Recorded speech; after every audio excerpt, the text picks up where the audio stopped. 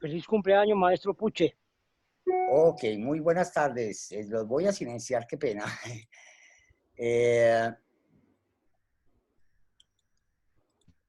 espere, continúo, espero que no se me... Ok, bueno, muy buenas tardes a todos ustedes. Estamos nuevamente en este ciclo del teatro en la escena virtual. Hoy tenemos un diálogo muy importante acerca de los festivales. Los festivales son, al parecer, el eje para muchos de la vida teatral, pero es también un poco el sitio en este momento increíblemente más frágil de la cadena porque tiene que ver con viajes internacionales, con la presencia de personas, de compañías, etcétera, etcétera, y estamos en una situación pues muy particular, muy inédita que no había vivido la humanidad. Y por supuesto, pues queremos hablar con 4 directores de festivales. Ahorita yo les pediría a cada uno que presenten, yo les voy a presentar un poco, pero ustedes presenten su festival porque pues es importante y nos hacemos de una vez algo de publicidad. Uno de los principales participantes de hoy es el maestro Octavio Arbeláez Tobón, que como ustedes saben es director del Festival de Manizales, curador internacional del Festival Internacional de las Artes de Costa Rica, es director de MAPAS, el Mercado de las Artes Performáticas de Tenerife, España.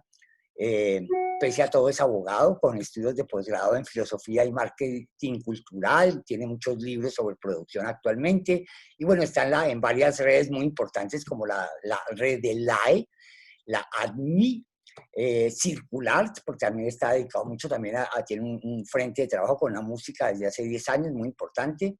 Y bueno, está ha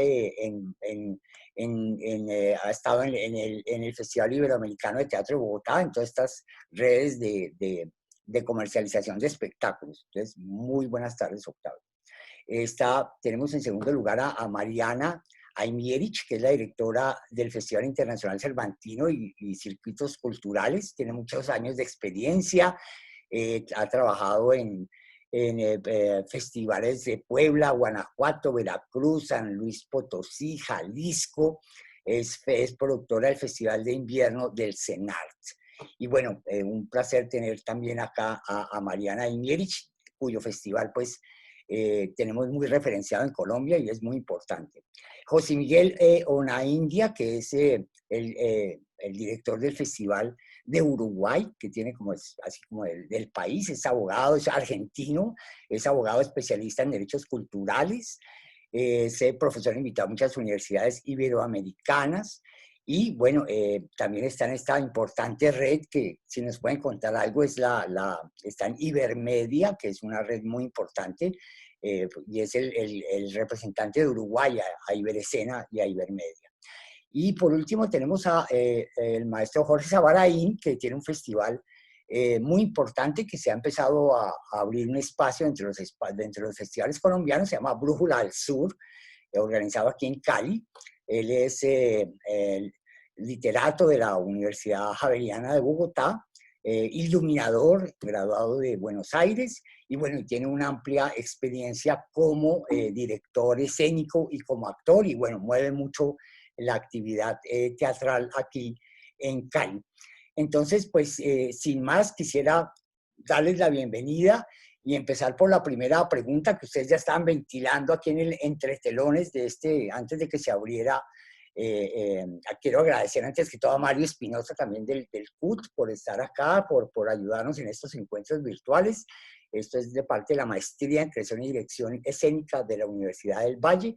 Estamos transmitiendo desde Cali este encuentro y bueno, Octavio, Jorge, José Miguel, todos, Mariana, ¿cuál es la situación de los festivales? ¿Cómo la perciben ustedes en este momento y cuál es, digamos, la situación de apertura o no de ese telón tan maravilloso que son los festivales? Comenzamos, no sé, Octavio, que es el hombre aquí eh, que más festivales tiene, por lo menos en Colombia. Tienes que activar el micrófono, Octavio. Bien, el confinamiento ha servido, entre otras cosas, para apreciar en toda su extensión la importancia de la cultura y la creatividad. Se cierran museos, auditorios, cines, salas de exposiciones, bibliotecas. pero la cultura es probablemente como el soporte para este confinamiento. Los artistas consagrados o los jóvenes empiezan a subir sus materiales generosamente. Incluso hay una situación curiosa y es que inmediatamente aparece esto, todos empiezan a tratar de pensar en lo digital y a migrar hacia allá.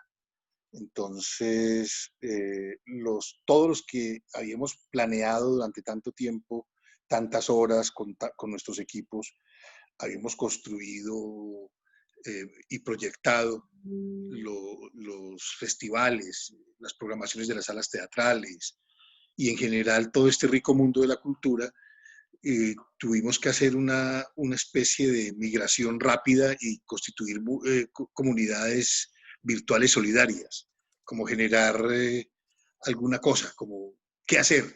Y ahí nos encontramos con varios inconvenientes interesantes que más tarde podríamos ponerlos en la mesa como discusión. Y es que no hay un acervo importante o repositorios videográficos de las obras más importantes o de las lecciones de los maestros de nuestros países. Es decir, probablemente no tengamos unos centros de documentación sólidos con los que alimentar esta demanda posible de lo digital. Pero bueno, nosotros hemos tratado de ofrecer cosas, de generar alternativas. Como decía Nicolás Bachler, si se trata de mantener elevados el espíritu y la moral, es necesario contar con la cultura y las artes, claro, porque al final es lo que le da riqueza a nuestras vidas, lo que alimenta nuestra cotidianidad, y porque en general, en nuestro caso, cuando se refiere a la producción que se basa en la creatividad individual y el talento, pues también tenemos que tener en cuenta a esa especie de usuario que es el espectador, pero trascendiendo esa mirada que tradicionalmente tenemos, que es un señor que está en la butaca, un señor que compra un boleto y se acabó. Debemos pensar en ese usuario como de una manera más incluyente y de una manera más sólida. Por otra parte, todo el mundo está pensando en qué va a pasar con los festivales y qué va a pasar cuando volvamos a la normalidad, como si hubiese una vuelta a una normalidad, como si la normalidad estuviera ahí esperándonos, esa llamada normalidad. En realidad será otra normalidad que tenemos que construir, porque como individuos y como sector estamos viviendo esa distancia social en el sentido del distanciamiento del individuo, del grupo, de un punto estático en la anterior estructura social. Entonces, en este momento en que nos vemos obligados a cancelar, a aplazar, a posponer o a repensar los proyectos que están planificados a largo plazo, debemos emprender cambios profundos en nuestras prioridades y estructuras, porque muchos todavía estamos o están en la fase de negación, otros simplemente desconcertados o paralizados, otros a la espera de qué pasa y qué va pasando para poder tomar decisiones, porque el mundo al final puso el botón de pausa y está dando vueltas pensando en qué vendrá. Entonces ahí es donde viene qué tipo de solución deben abordar los festivales y cómo la colectividad, la presencia y la convivencia, desde nuestro punto de vista, que trabajamos en la creación y distribución de los productos culturales a través de los festivales como plataformas, tendríamos que repensarnos, que retomar caminos y cauces y pensar que esos impactos en la cadena de valor creativa que han sido tan fuertes y que ha debilitado tanto la estructura social, profesional, económica de los artistas, pues hace que tengamos que tener humildad, paciencia, resiliencia, pero sobre todo volver a pensar en estos términos de solidaridad, de cooperación, de unión, y retomar ese viejo concepto que estaba de hace unos 10 años del ecosistema cultural que manejaba John Holton y que creo que deberemos trabajarlo porque todos nos quejamos, por lo menos en el ámbito iberoamericano, de ser los primeros en ser suspendidos y probablemente los últimos en regresar al trabajo. Entonces, un poco eso es lo que en el contexto pasa con los festivales y que creemos que seguramente tenemos que repensar y que retomar. Esto pues como una primera intervención introductoria para luego aterrizar en nuestras realidades particulares.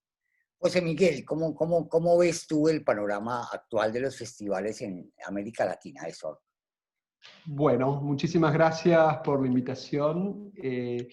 Mira, yo creo que, como expresaba Octavio, es uno de los, digamos, de los acontecimientos culturales que más interrogantes presenta, porque indudablemente si la presencialidad de los espectáculos es una incógnita, sabemos que cuando bueno, el virus sea controlado por algún mecanismo, se irá retomando una cierta actividad. Sin embargo, como esta circunstancia nos ha obligado a un hecho único en la historia de la cultura, que es la suspensión de actividades y sobre todo el cierre de fronteras. O sea, hoy hay una incomunicación internacional que es aún más profunda que la que hubo en las guerras mundiales.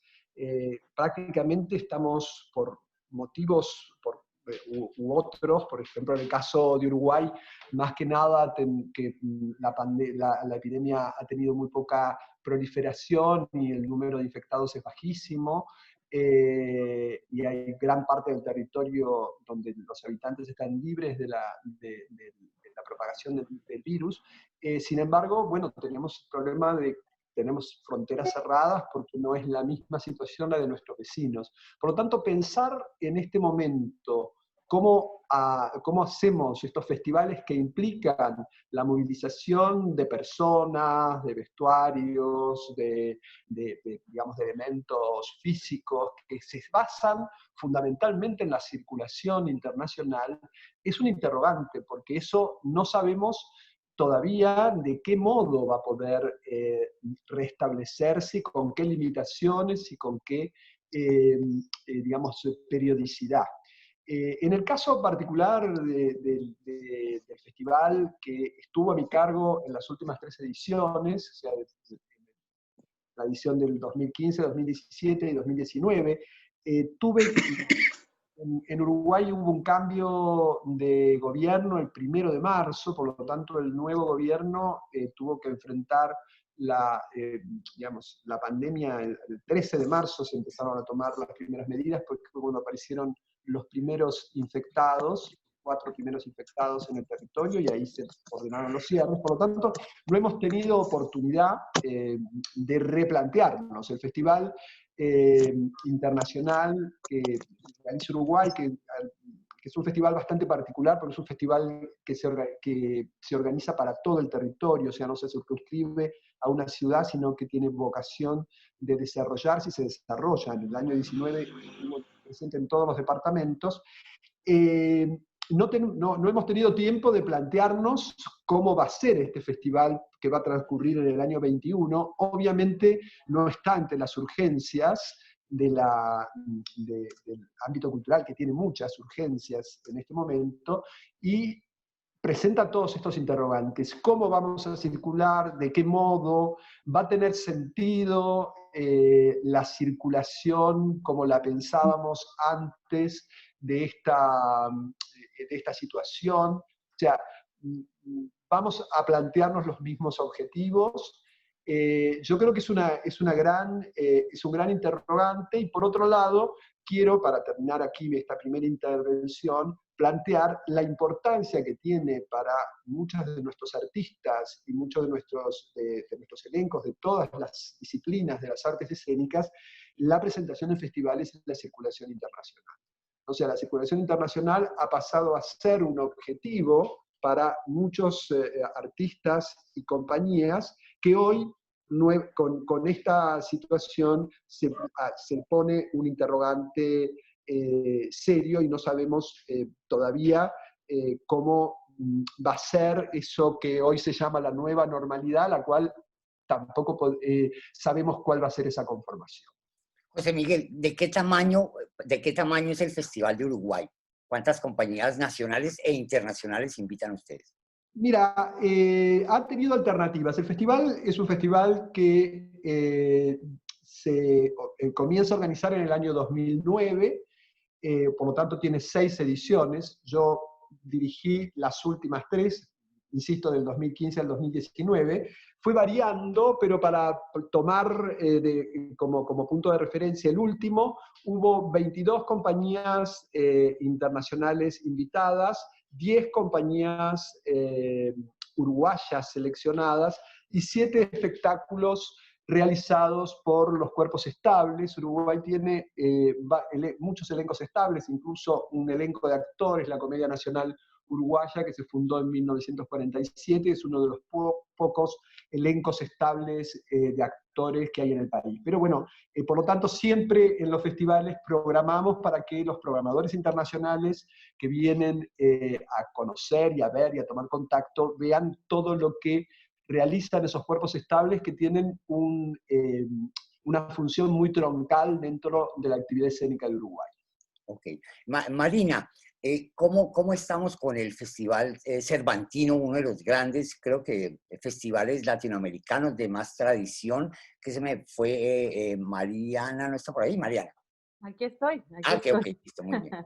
Bueno, les cuento un poco. Primero, gracias por la invitación a este panel y saludo con mucho gusto a mis compañeros de panel. Octavio, me da mucho gusto saludarte, que es al que conozco personalmente y me encantaría poder saludarlos en algún momento a los demás y por supuesto a ti, Alejandro. Efectivamente, el Festival Internacional Cervantino tiene, en esta edición serían sus 48 años de festival. Wow. Es un festival con mucha historia, es un festival que se realiza en la ciudad de Guanajuato, en el centro del país, y que ha tenido presencia de los grandes artistas internacionales de todos los tiempos. Efectivamente, es un festival internacional con siempre, o casi todos los años, el 60% de su programación es de otros países.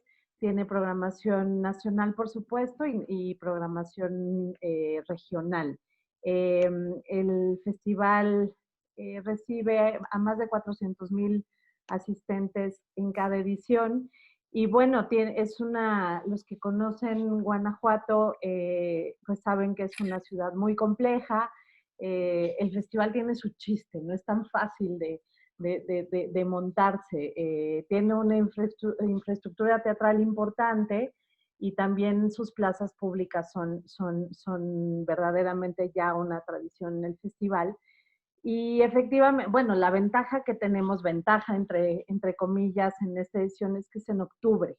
Este año también está emplazado para octubre. Estamos trabajando pues en varios escenarios, ¿no? Si bien el festival es internacional, estamos muy en contacto con las compañías que hasta el 30 de marzo estaban programadas, pero creemos que definitivamente es una edición que tendrá otro planteamiento, que lo estamos repensando y reorganizando, como decía Octavio, que es como nos toca hacerlo, ¿no?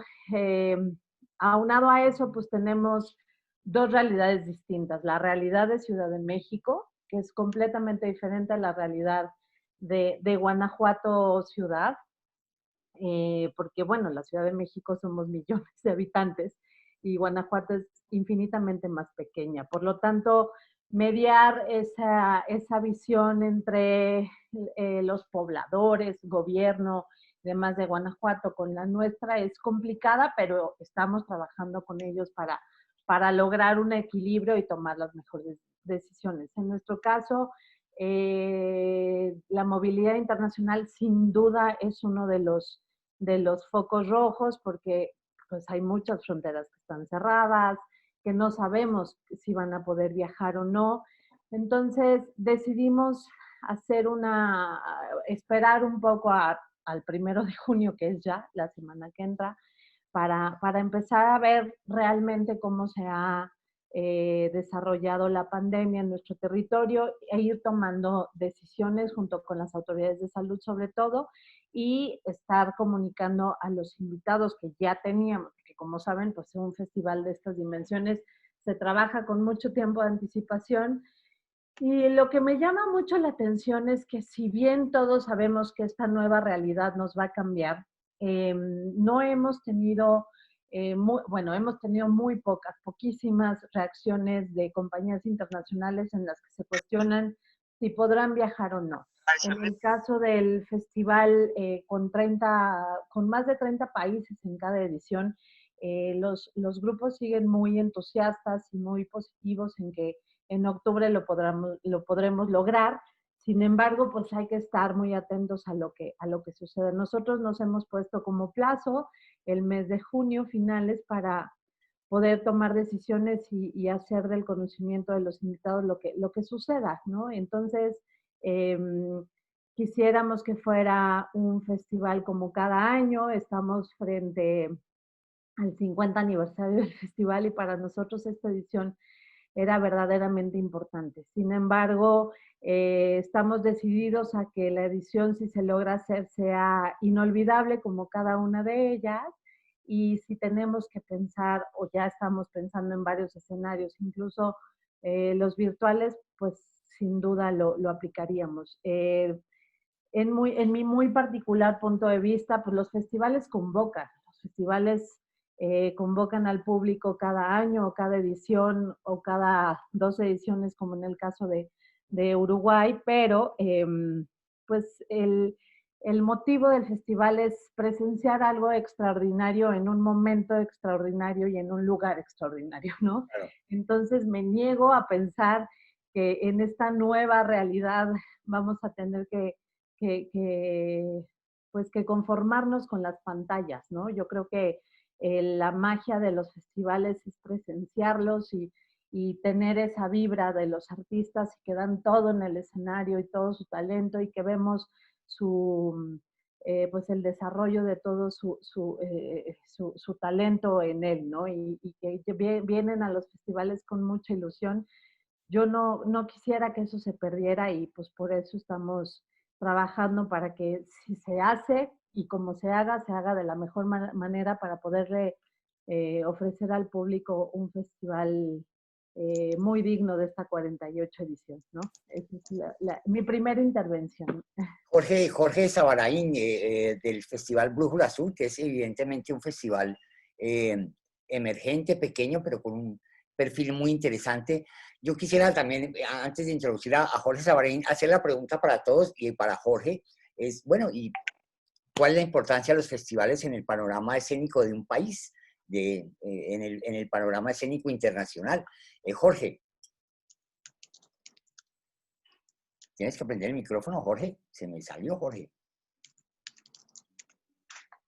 Bueno, mientras llega Jorge. Octavio, no sé, José Miguel, ¿cuál es la importancia de un festival? ¿Por qué son importantes los festivales? Perdónenme la pregunta estúpida, pero a veces hay que ser un poco como Rasnier, como el maestro ignorante. ¿Por qué son importantes? Si estamos en una universidad y a veces dicen, bueno, sí, eso es como una fiesta ahí que la gente va, que activa por la cartelera, pero ¿por qué es un festival importante? ¿Por qué habría que decirle a la gente que hay que defenderlos? Pero es que Jorge ya se conectó, ¿no? ¿Jorge? Aquí estoy. Ah, Jorge. ¿Cómo te parece? Aparecí. Eso. Bueno, querido Alejandro, yo estoy completamente a favor de que sucedan los festivales. Obviamente, por supuesto, tenemos que replantearlos, aplazarlos y sé que lastimosamente en algunos casos cancelarlos para retomarlos en otro momento. Pero es indiscutible que los festivales promueven el desarrollo de un país, atraen al turismo, propician el intercambio cultural. Eso significa también que hay encuentros de... y además de eso, Colombia, por ejemplo, que es por naturaleza un país de festivales y que así ha sido promocionado muchas Perdón, Jorge se perdió. Tienes que volver a activar el... Hola, ahora sí. Ahora sí, dale. Sigue. ¿Y por dónde quedé? No, que los festivales son importantes porque que tienen que reactivarse. Claro, y tiene que reactivarse, y hablaba del desarrollo que promueven, el intercambio cultural, el turismo. Y en Colombia sobre todo ha sido importante porque ha sido promocionado este país como un país de festivales. Incluso el Ministerio de Relaciones Exteriores y el Ministerio de Cultura muchas veces esa era la imagen que mostraba como, digamos, propaganda para que el mundo viniera a nuestro país. Colombia, un país de festivales. Festivales de biodiversidad, por ejemplo, porque somos el segundo país con mayor biodiversidad en el mundo. Festivales de música, porque es como una marca del país, la música en Colombia. Y por supuesto los festivales de teatro. Entonces, todo esto hace que el mundo necesite venir a nuestra casa y conocernos, y conocer lo que hacemos, cómo lo hacemos, qué tenemos, y sí mostrar nuestra mejor cara. No simplemente para esconder lo malo, sino porque ese no es el oficio de los festivales. El oficio de los festivales es mostrar lo bueno, impulsar lo que tenemos, mostrar nuestra cultura. Hablábamos el otro día con la Secretaría de Cultura, una conversación más o menos parecida. Llegábamos a la conclusión de que finalmente que un festival no se presente o que un festival, por ejemplo, no tenga presupuesto, es hacerle un blackout a la cultura. Así que definitivamente son importantes y hay que hacerlos.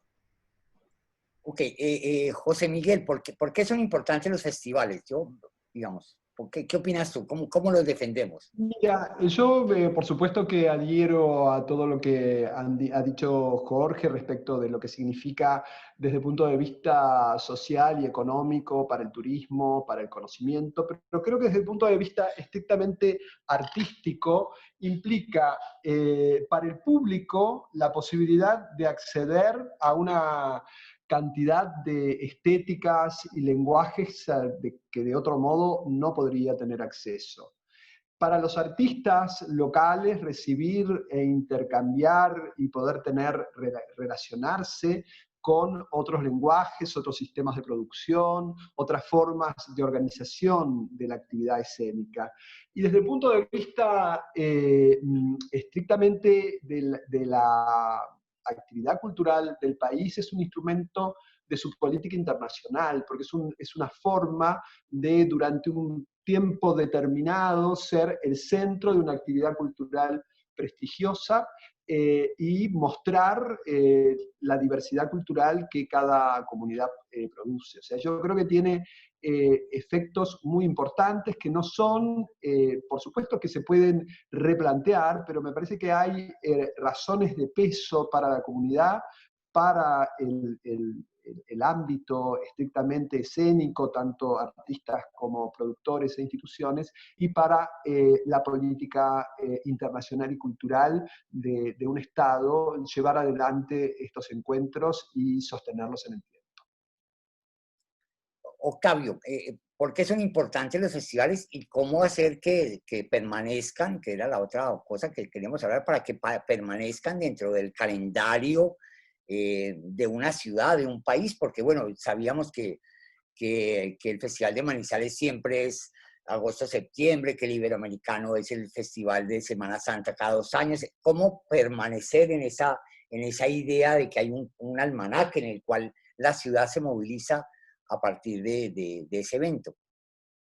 Bueno, nosotros tenemos 52 años de existencia y realmente no tenemos clara la supervivencia, para ser directo y honesto. Es decir, porque es que es uno de los problemas complicados en los que hay que reflexionar. Yo estoy muy dedicado a pensar mucho en estas realidades. Hemos promovido desde nuestra red de festivales que se llama Redelae, a la que pertenecen nuestros amigos Jorge, José Miguel, y a la que quisiera que se integrara también Mariana, sería muy bienvenida. Entonces hicimos un festival y en el festival hicimos provocado muchas reflexiones. Y justamente nuestra gran reflexión central es si somos capaces de sobrevivir a esto. ¿Por qué? Los festivales ¿Son necesarios? Sí, como los teatros, como los momentos en el que la vida nos convoca, esos momentos de encuentro, esos momentos en el que depende de las historias o del paso de la historia, hay tesituras. Los festivales primero se originan como un espacio de encuentro. Cuando Manizales se crea en el año 68, no había ningún otro. Por lo tanto, era ese espacio singular e importante en un momento en que las dictaduras no permitían libre expresión en este continente y que Manizales se convirtió en esa caja de resonancia para las ideas vinculadas al hecho teatral, para la circulación de las ideas. Luego los festivales van apareciendo, van brotando y con ese surgimiento de los festivales se consolidan como espacio de encuentro de los teatristas, que intercambian conocimientos, que intercambian buenas prácticas, que plantean las novedades de la escena, las novedades dramatúrgicas y cómo empezamos todos a mirarnos con curiosidad los unos a los otros. Luego, en la medida en que evoluciona el modelo, aparecen cientos de festivales con muchos modelos. Hay modelos más interesantes que otros, y no por pequeños o grandes, sino porque realmente tienen o no interés. Dialogan o no con su público, encuentran un contexto ciudadano, encuentran diálogos de cultura y ciudadanía, generan ciudadanía cultural, etcétera, etcétera. Y sobre todo si dialogan con un sector al cual están dirigidos. Entonces, esos modelos de festivales se van moviendo, consolidando, aparecen los modelos de festivales de otoño en Europa que son muy grandes y muy espectaculares, y diferentes modelos muy importantes. Aquí tenemos probablemente el más grande de Latinoamérica, que es el Cervantino, que es un festival enorme, de una gran dimensión, y que además tiene una estructura muy vinculada a lo público. Entonces, hay festivales con ese modelo, como Bogotá, como los festivales europeos famosos de verano, o Edimburgo, o Aviñón, etcétera, que tienen un cuerpo y una dimensión robusta e importante. Manizales ha tenido como seña de identidad espacio de encuentro, desde esa perspectiva. Y luego empezó a trabajar un tema muy importante, que es promover la circulación de ideas, oportunidades y espectáculos. Es decir, que la gente entendiera que aquí, aparte de encontrarse con un público local y con un público nacional, pudieran también ser plataformas para que la gente circule, para que los artistas tengan la posibilidad de encontrar plataformas, circuitos y escenas para no solo la circulación de espectáculos, sino de ideas, de oportunidades, de movimientos y de gestos escénicos. Entonces, es la idea que intentamos hacer pervivir, pero en el contexto que tenemos, la verdad, yo estoy varío, me imagino que a muchos les pasa, entre un optimismo irredento, o ese pesimista que, como se sabe, es un optimista, un pesimista es un optimista informado. Entonces, entonces, claro, llega ese momento en que uno dice, bueno, ¿qué pasará con los presupuestos públicos y privados del año próximo? Los patrocinios muy seguramente se irán para otro lado, porque las prioridades se establecen de otra manera. ¿Y cuál es el futuro real? Sobre todo porque muy probablemente, entre las consecuencias graves que tendremos, que son reales y objetivas, insisto en que estoy pensando mucho en esto, es que sobre todo los grupos independientes van a tener un problema muy complejo de sobrevivencia, por ejemplo, y las organizaciones independientes, claro, porque los grupos sin ensayos, sin posibilidades de actuación, de giras, etcétera, pueden extinguirse. Yo preveo una mortalidad muy importante de las agrupaciones teatrales. También es obvia una reducción drástica en giras, en coproducciones, en cooperación internacional, en giras artísticas. Desde luego, y como bien decía hace un momento Mariana, la movilidad es el problema más complejo para la programación de un festival internacional, porque no solo está el tema de las prohibiciones de moverse en las aerolíneas, sino en la desconfianza, que se está generando. Es decir, probablemente venga una etapa en que vengan los famosos 14 días de confinamiento y entonces ¿a qué vienen? O los países centrales que tan radicales son y que nos piden visados y que nos ponen tantas talanqueras para acceder a sus escenas, ahora tampoco son bien recibidos por nuestra parte. Nosotros, por ejemplo, en Colombia sabemos que Estados Unidos es un eje fundamental pandémico, entonces, ¿cómo vamos a recibir a estos ciudadanos tranquilamente? O españoles, o italianos, o ingleses. Es decir, ya habrá una especie de desconfianza, porque desde el confinamiento hay una adentro y externar es una afuera. Y ese afuera nos da desconfianza, esa relación con el otro que viene de otro país. Entonces, no solo está la movilidad como hecho objetivo de los seres humanos montándose en un avión y presentándose en otro país, sino que cómo lo recibe ese país, cómo lo recibe la comunidad artística y no artística, desde que pisan el aeropuerto y que van a entrar en un proceso migratorio. Entonces, realmente es un momento muy difícil y a ver cómo sobrevivimos. El tema está en que ojalá no sea una especie de darwinismo cultural en que sobrevivan los más fuertes, sino que realmente podamos encontrar cómo unirnos y cooperar entre todos de manera que no solo sobrevivan los más fuertes, sino que todos procuremos vadear el río y cruzar, como decía un poeta centenarista colombiano, estas procelosas aguas en los tiempos que corren. Ven. Un momentico, voy a silenciar. Llegó muy bien, llegó un espectador. Octavio, tienes que volver a activar tu micrófono. Creo que ese espectador tenía toda la razón. Fue una manera de decir, Octavio, estás hablando mucho. Sí, yo estaba dejando ahí, de hecho, sí. Ok. José Miguel, ¿qué opinas sobre la financiación de los festivales? ¿Cómo ves ese aspecto tan complicado? Porque evidentemente los dineros privados se van a ir para otras partes y están diezmados, y los recursos públicos, pues, evidentemente también están sufriendo un grave recorte. José Miguel, tienes que prender el micrófono. José Miguel. O Mariana, sino José Miguel no. Mariana, ¿cómo está la cosa de la financiación en México y cómo ves ese futuro del Festival Cervantino? Tienes que prender el micrófono, Mariana. Ahí estoy, me escuchas, ¿no? Ok. Pues a ver, sumándole a todo lo que dijo Octavio, yo creo que además de toda esa realidad que nos envuelve, está también el público, ¿no?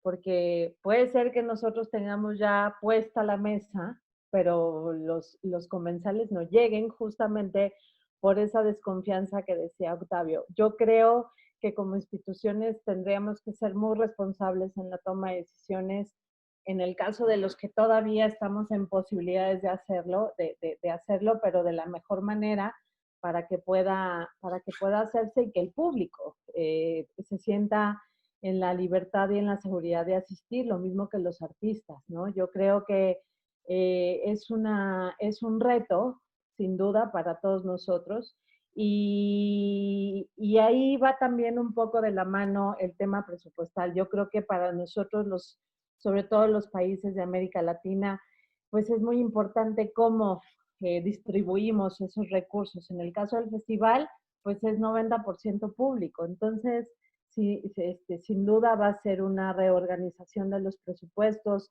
vamos a tener que priorizar ciertas partidas, digamos, para que se pueda lograr y que podamos salir adelante con el evento, ¿no? Son 19 días de festival, es efectivamente muy grande, y también está la parte de la inversión que hacen los otros socios del festival, que es Gobierno del Estado, el municipio y la Universidad de Guanajuato. Entonces, la parte privada para el Cervantino es muy poquita, pero muy valiosa para nosotros en estos momentos, y por lo mismo creo que esa relación con las empresas que nos patrocinan en especie, porque el festival, dado a su estructura, no puede recibir dinero, ¿no? Flujo de dinero, sino más bien son aportaciones en especie.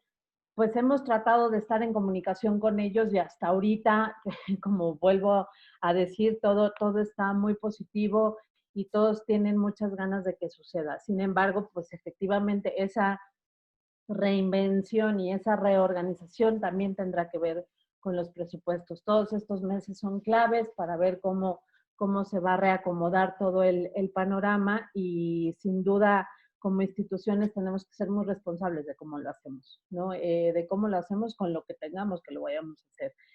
Y cuidar cada centavo en el que podamos invertir ese recurso, porque para nosotros, bueno, en el caso del Festival Cervantino es muy importante priorizar la actividad sustantiva, ¿no? A los artistas, a la producción.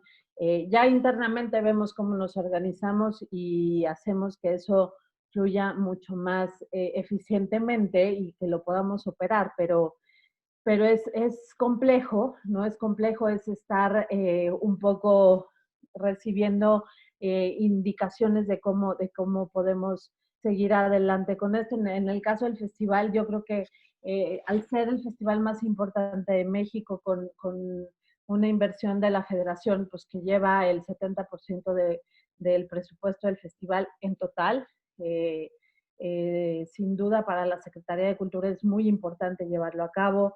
Es como una salida, ¿no? Es como la esperanza de que en ese momento todos vamos a poder salir, pero insisto, tiene que ser de una manera muy responsable, tanto por la parte de seguridad y de salud de todos los participantes, de todos los que trabajamos en el festival, porque pues también estamos hablando del staff y de todo el comité organizador que pues estamos ahí al frente de todo esto y también tenemos que tener mucho cuidado de cómo saldremos.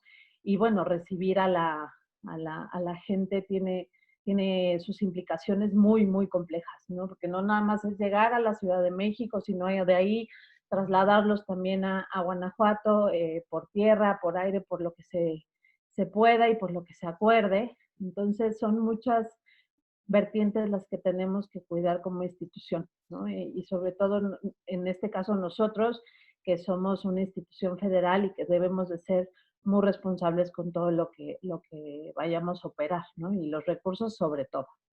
Pero yo tengo una pregunta para José, que estamos hablando sobre la financiación. Pues no sé, ustedes que están al frente de esos festivales, ¿cómo se hace el presupuesto para un festival ahora? ¿Cuánto vale un tiquete Madrid, México, Madrid, Uruguay si no hay aerolíneas? Si digamos, es muy difícil dónde los van a cotizar, etcétera, etcétera. Hacer los presupuestos debe ser muy difícil también en esta coyuntura, José Miguel. Tienes que prender el micrófono, José Miguel, por favor. José, préndelo. Eso. Ay, muchas gracias. Disculpen, pero recién se había desconectado. Mira, yo quiero retomar una frase que dijo Octavio respecto del pesimismo y el optimismo, con una cita de una escritora francesa, Marguerite Yourcenar, que sostiene que en la vida de todo hombre hay una tensión permanente entre la esperanza infatigable y la prudente falta de esperanza.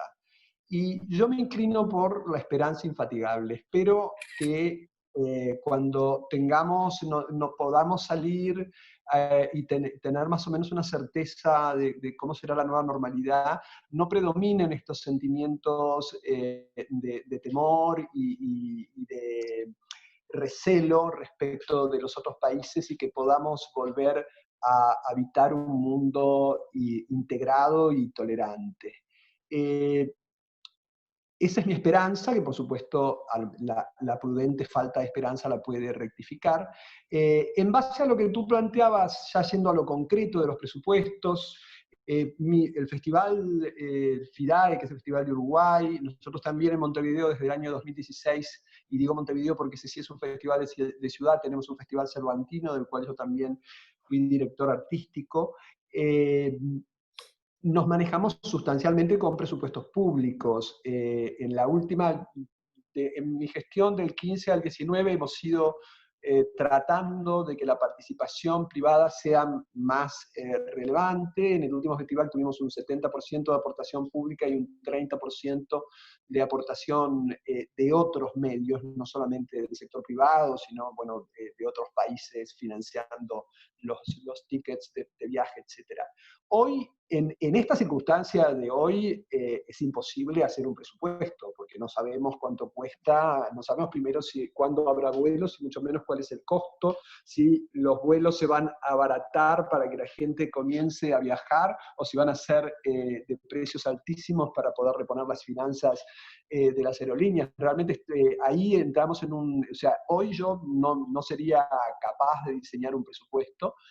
Hay un gran conflicto. Creo que eventualmente en los casos de festivales que no se van a realizar, como es el caso del FIDAE, que no se realiza en el 2020, cuya edición va a ser a final del año, en septiembre, final de septiembre, principios de octubre del 2021, espero que poder tener clarificado, creo que va a ser difícil también, o más difícil conseguir la aportación privada, pero también creo que puede haber algunos elementos que nos pueden favorecer, porque de acuerdo a lo que dijo Jorge respecto a la favorecimiento, o sea, lo que significa el festival, los festivales de artes escénicas y de otras disciplinas artísticas para la promoción del turismo, esta es una industria afectada que tal vez pueda el sector privado vinculado a esta industria favorecer la realización de festivales que implican la ocupación de hoteles y todo lo que sabemos los que estamos en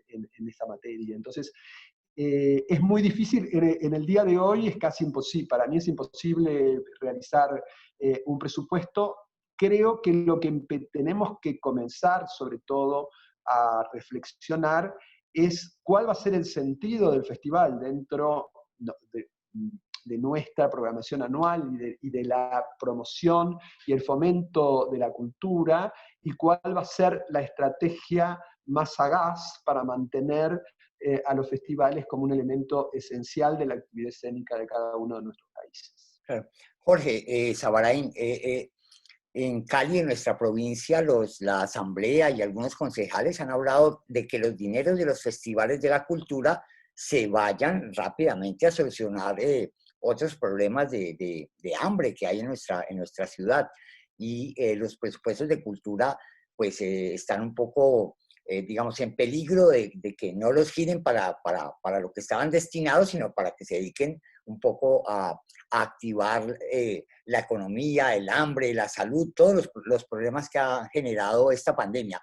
Jorge, ¿cómo ves la financiación de tu festival en este panorama que en Cali y en el Valle es especialmente álgido? Sí, es una situación difícil. Para nosotros siempre ha sido una situación difícil. Nuestro festival siempre ha sido sin presupuesto público. Lo hemos conseguido participando en becas, haciendo acuerdos. El año pasado llevamos a cabo Brújula al Sur con una programación local y con un grupo de formadores nacionales e internacionales, pero pudimos tener programadores internacionales a que vieran el teatro local, el Teatro de Cali, gracias a un convenio con el Festival Internacional de Manizales, con el Ministerio de Cultura, que a través de Palco trajo programadores a esta ciudad, y así siempre buscamos la forma de sortear la situación. Pero de todos modos, por supuesto, este año es una situación mucho más complicada porque estamos en estado de emergencia, y en un estado de emergencia el presidente de un país emite unos decretos que dicen: primero hay que tener en cuenta la salud, y la inversión debe ser principalmente en salud. La protección a los más vulnerables, los alivios tributarios, las ayudas bancarias para los que tenemos deudas. Y luego, de último, bueno, piensan en la cultura, pero una de las cosas que ha evidenciado esta pandemia, y yo creo que esto es un tema, bueno, evidentemente mundial, es que la gente necesita divertirse, y lo digo en el sentido etimológico de la palabra. Necesita vertirse en cosas distintas e importantes que lo alejen de su rutina que es a veces rutina de encierro y teletrabajo, rutina o de salida con precauciones y con miedo a su actividad recién activada económicamente hablando. Entonces, es evidente que no puede ser un comportamiento ingenuo el comportamiento del Estado con respecto a los recursos de la cultura. Hasta ahora en Colombia simplemente se han redireccionado. El primer decreto que lanzó el presidente redireccionó los recursos de la Ley de Espectáculos Públicos que ya le pertenecían al sector teatral para todas las artes. El segundo para aliviar a los más vulnerables a través del impuesto al consumo. Y por primera vez escuchamos a la ministra decir que se está creando un fondo, de manera muy general lo dice, para aliviar al sector cultural y que ese fondo tendrá un porcentaje menor para el estado de emergencia. Pero definitivamente la situación es muy grave y aquí en Cali, porque creo que comenzaste preguntándome por Cali, desde el Consejo hay propuestas increíbles, increíbles de no creerlo. No increíble y maravillosa, porque la palabra ha tomado también esa connotación, es de no creerlo.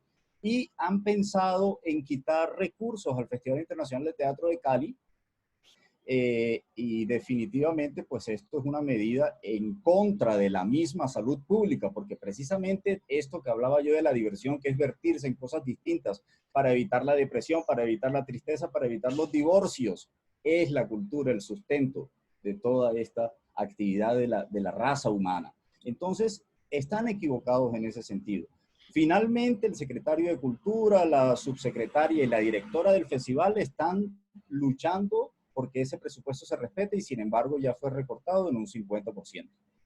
Así que la situación es difícil. Nosotros estamos pensando en hacer una alianza con el Festival Internacional de Teatro de Cali, si todo sale bien, para la etapa de formación de públicos, porque nuestro festival tiene una escuela de espectadores. Entonces, eso que se va a hacer en septiembre, lo haríamos con el Festival Internacional de Teatro de Cali, y nuestro festival que se hacía en septiembre lo vamos a poner en noviembre y vamos a desarrollar nuestra programación de creación. ¿Con qué plata? No sabemos todavía, pero hemos participado ya en 4 concursos y estamos esperando ganarlos. Bueno, mucha suerte. Quisiera pasar a otro tema que es un poco, estaba en el temario, la idea de las programaciones virtuales. Ya las han tocado un poco. Octavio también dijo pues que no tenía fondos suficientes de espectáculos para estar proyectando dentro del festival. El Festival de Santiago a 1000 tiene una programación ahora constante, semanal. De pronto Mario nos puede ayudar un poco porque Mario tiene en este momento, Mario Espinosa, espectáculos en el formato virtual. Digamos, ¿cómo ustedes valoran la idea de pronto tener un festival, ofrecerlo de manera virtual? ¿O es absolutamente indispensable que el teatro ocurra en estos festivales de manera presencial? No sé, Mario, ¿cómo te va en tu experiencia virtual? Mario Espinosa. Bueno, ya que me lanzas al ruedo. Eso. Yo creo que la cuestión virtual llegó para quedarse y la combinada también ocurrirá, pero eso no va a sustituir a los encuentros presenciales y espero que no, porque la vida finalmente requiere nuestros cuerpos presentes en el mismo lugar. Yo creo que va a estar presente, pero no creo que sustituya lo otro, ni siquiera que sea deseable sustituirlo.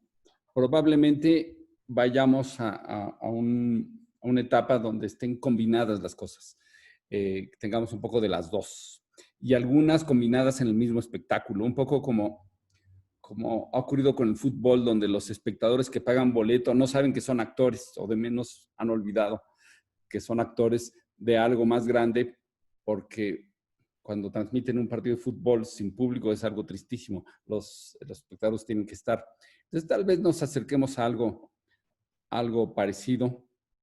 Simplemente pienso que la recuperación será lenta y que los festivales y los que están imaginativamente al mando de esto tendrán que pensarlo muy bien. Se recuperarán poco a poco para crear un mundo que sea diferente a los festivales que se hacían antes, pero que llevará un tiempo la recuperación, y para eso es necesario que, uno, subsistan, y dos, que para subsistir tengan que pues idear nuevas cosas, ¿no? Lo más innovador de la liga alemana es que tienen siluetas de personas sentadas en la gradería. Será, Octavio, José Miguel, Mariana, que tendremos que poner siluetas de espectadores en la sala para que los actores se sientan acompañados y que el técnico de luces y los técnicos de tramoya sean los que le den ánimo a los actores, algo así, digamos, como se plantea en el fútbol. En realidad, desde mi punto de vista, hay oportunidades muy interesantes para el teatro, es decir, para la creación. Alejandro, que es un creador bastante innovador, o el propio Mario, al que les he visto usos del espacio escénico complejos, innovadores, etcétera. Realmente, si se lo piensan o nos lo pensamos, es el momento en que se pueda desarrollar el trabajo site-specific. Por ejemplo, hay algunas obras creadas para eso, para espacios vacíos, como teatros en confinamiento. Hay una obra de Lorca muy interesante que era justamente eso. Antes de la Guerra Civil se iba a representar la vida de sueño y discutían los actores si la representaban o no. Y en un teatro vacío. Y esa es la obra. Entonces puede ser muy interesante mirar las diferentes formas. Nosotros acabamos de hacer un festival, la red de festivales, hicimos un festival que duró 4 días y que tuvo 30.000 espectadores. La verdad fue muy, muy exitoso, pero la discusión al final era si esto que estaba representándose era teatro, en realidad eran acciones, pero todo tenía una relación con la pantalla, porque este confinamiento de todos ha producido una especie de diáspora digital en las artes. Es una especie de migración no planificada y masiva de experiencias, de contenidos. Entonces, la gente se trata de apropiar de nuevos elementos y sobre todo de los elementos digitales. Probablemente entonces esto va a acelerar esa relación que ya existía entre el medio digital y el teatro. Pero el problema de este fomento de la producción y consumo de nuevas tecnologías probablemente tenga picos de saturación. La gente empieza probablemente a cansarse, a saturarse. Hay una enorme dificultad para monetizar las acciones digitales. Los riesgos legales entrañan consigo, y es muy importante fijarnos en el tema de los derechos de autor. Entonces, claro, hay problemas que pensar sobre este tema de la digitalización, sobre todo porque, como siempre, los países centrales tendrán el monopolio del contenido fuerte, duro. La asimetría con nosotros seguramente también en ese impulso digital también nos genere un ahondamiento de la brecha digital, sobre todo en el consumo cultural. Entonces, claro, es muy importante el diálogo con las nuevas tecnologías en la creación y producción y probablemente en la exhibición. De hecho, nuestra propuesta de festival es mixta entre una presencialidad de la escena colombiana y nacional, que es la macrotendencia, que apoyemos las escenas regionales, locales y sobre todo la escena nacional, pero también trataremos de trabajar con las herramientas digitales en demostrar y en proponer una curaduría alrededor de cómo se está trabajando la digitalización y cómo se está trabajando esa relación con el mundo de las nuevas tecnologías en interacción con las artes escénicas contemporáneas. Mariana, ¿ustedes también están valorando una cuota digital para el Festival Cervantino?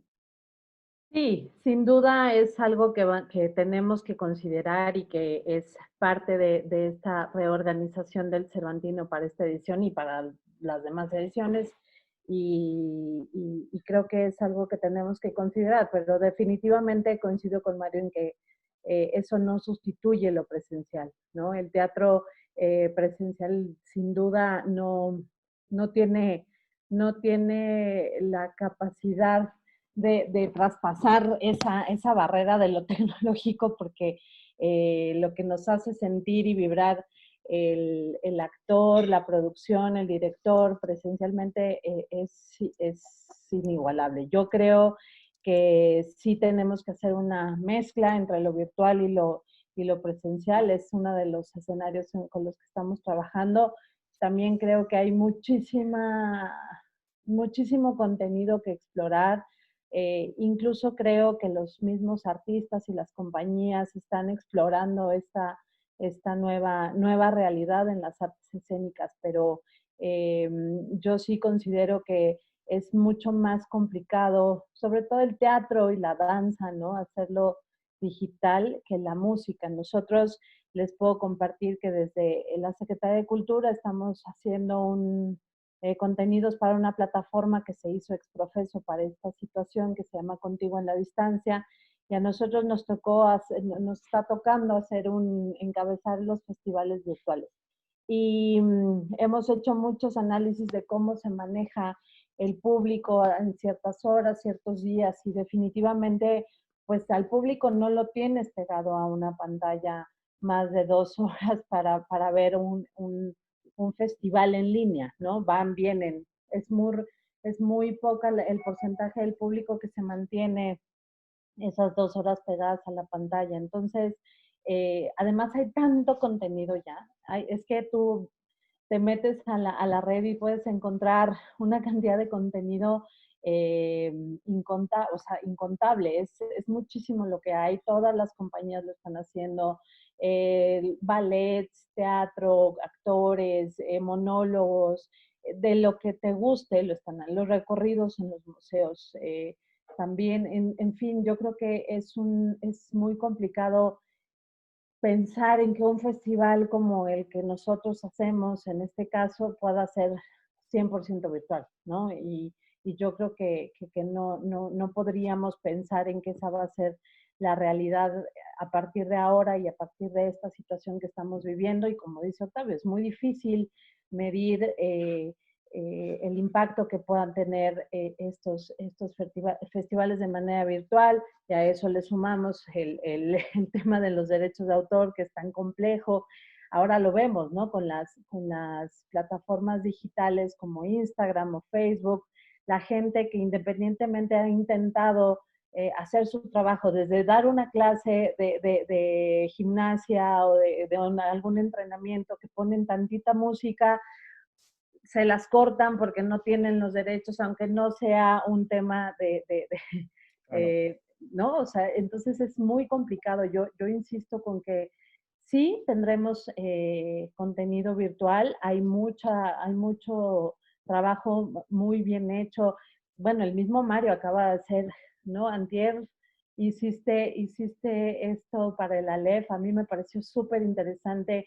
El trabajo de los actores me parece además que les demanda muchísimo más. Entonces, de que se puede hacer, se puede, ¿no? Hay muchas herramientas para ello, pero no es lo mismo. O sea, me niego a aceptar que vamos a tener que tener una pantalla para poder disfrutar del teatro, ¿no? Eso para mí es impensable. Sí, al parecer el teatro latinoamericano no estaba preparado para eso. Yo pues desarrollé un poco la idea que tenía Octavio Arbeláez, en el sentido que de alguna manera, por ejemplo, la experiencia del National Theatre de Londres, que lo pasan en el teatro de la UNAM, aquí en Colombia tenemos que pagar en Cine Colombia bastante dinero, pero es una experiencia muy interesante porque combina la presencialidad de ciertos espectadores a la sala, muy bien grabada.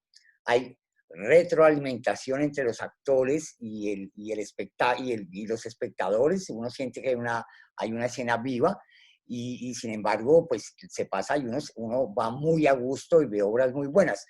En América Latina parece ser que no hemos logrado tener un banco virtual tan interesante ni detallado. Eso vale mucho dinero, pero no sé cómo ha pensado José Miguel, Jorge Sabaray, en esa idea de incursionar un poco en esa coexistencia entre lo virtual y lo presencial. Bueno, yo creo importante, digamos, ya se dijo, pero yo lo quiero enfatizar, que todo lo que está registrado, todo lo que tiene la intermediación del registro audiovisual, no es artes escénicas, porque las artes escénicas son las que transcurren en vivo, en un escenario, con la conmoción directa y la posibilidad de conexión estética que tiene el individuo, la persona, con lo que está sucediendo. Los registros son otras formas, son digamos, otros productos o otras formas culturales que producen también un modo de percepción del espectador absolutamente diferente. Yo creo que la gran ventaja, creo que este mundo o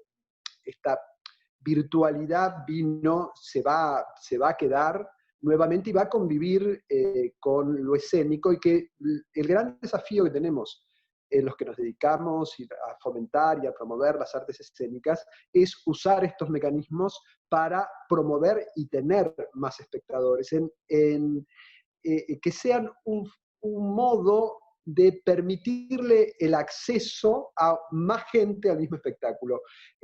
Vos ponías el ejemplo de esta combinación entre espectadores en sala y espectadores virtuales, que me parece muy interesante. O sea, yo de repente creo que si puedo participar del estreno de una obra en Manizales, en México, o en el Festival Cervantino de Guanajuato, a los que no voy a poder viajar, es una opción más, no de replicar la misma experiencia que hubiera tenido si hubiera viajado y visto presencialmente, pero sí enterarme, ver cuál es el contenido y despertarme, y se me puede despertar tal vez el interés por hacerlo. Hay una experiencia muy interesante de Teatro Real de Madrid, con la ópera, que han creado como una especie, se llama de My Opera Player, o algo más o menos con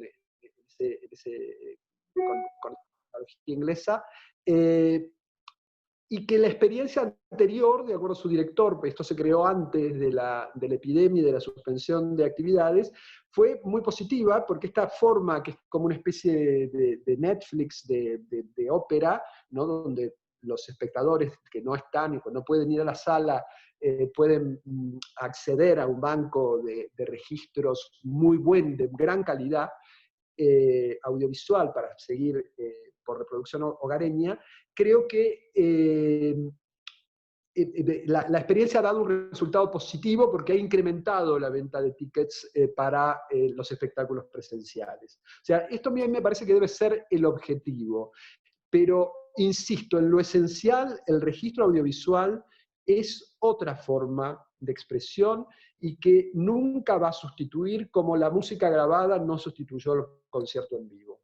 O sea, no desaparecieron las orquestas, no desaparecieron los cantantes, no desaparecieron los conciertos de ningún tipo de música, a pesar de que cada vez tenemos grabaciones más sofisticadas de todo el repertorio musical. Y creo que con las artes escénicas sucederá lo mismo, tendremos más sofisticadas formas, pero que tienen que convivir y retroalimentarse. Así como el escuchar una canción, el escuchar el registro de una banda o de una gran orquesta, me puede motivar para ir a ver esa orquesta o esa banda en vivo. Creo que es lo que tenemos que tratar de lograr en las artes escénicas, tratar de captar y de hacer accesible y de despertarle el deseo a mayor cantidad de personas de asistir a las salas a ver un espectáculo.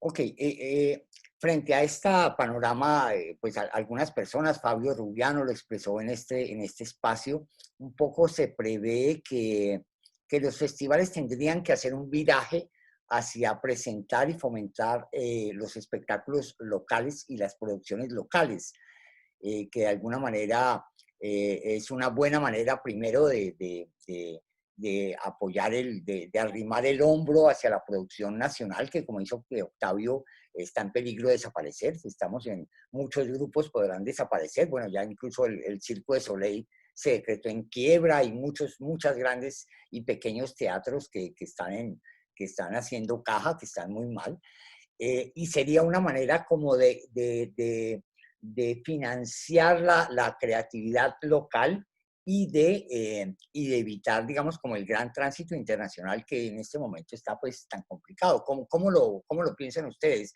Jorge Sabaraín, no sé.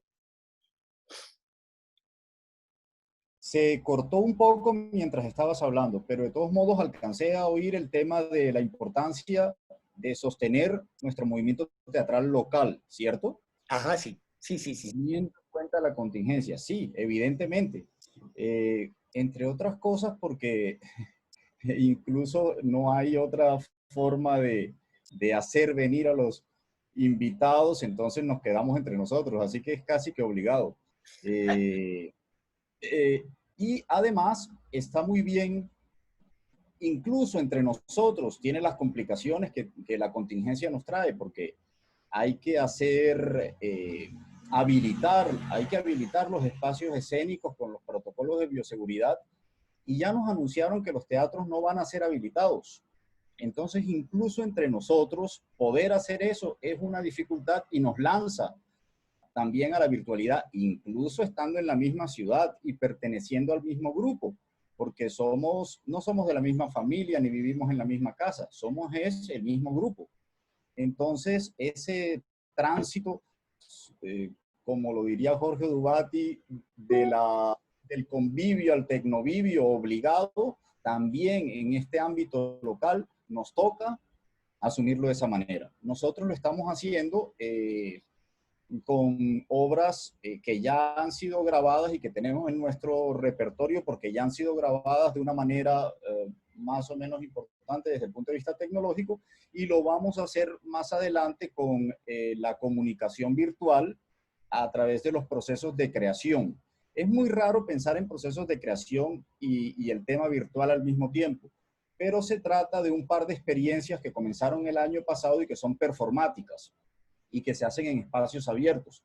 Entonces, con la ayuda de dos maestros, un par de elencos locales, uno de ellos es Joao Turqui de Brasil y el otro es Rubio de Argentina, van a hacer los procesos de creación con sus alumnos del año pasado a través de la virtualidad, sobre todo porque no se trata de teatro convencional, sino donde uno tiene que aprender un texto, donde se tiene que repetir mucho un ensayo, sino donde está expandida la dramaturgia y se utiliza el espacio abierto.